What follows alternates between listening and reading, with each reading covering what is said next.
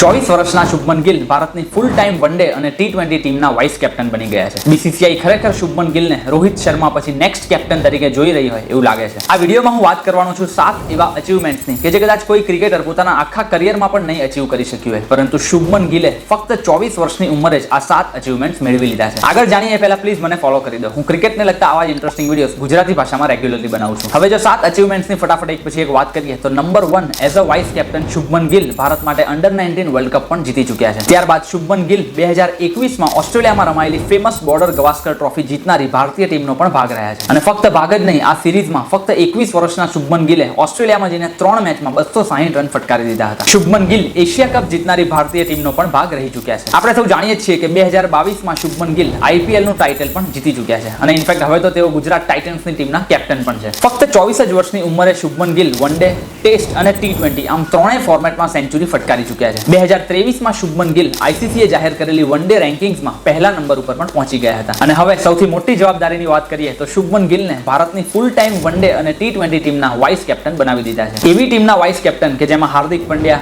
રિષભ પંત અને KL રાહુલ જેવા senior પ્લેયર્સનો પણ સમાવેશ થાય છે. એટલે ઘણા બધા લોકો ઓફકોર્સ તેનો વિરોધ પણ કરી રહ્યા છે કે ભાઈ કેમ શુભમન ગિલને વાઇસ કેપ્ટન બનાવી દીધા. આટલા મોટા અચીવમેન્ટ્સ એ પણ 24 વર્ષની ઉંમરે છે ને બાકી જોરદાર. જો આ વિડીયો ગમ્યો હોય તો પ્લીઝ તમે તમારી સ્ટોરીમાં એને શેર જરૂર કરજો.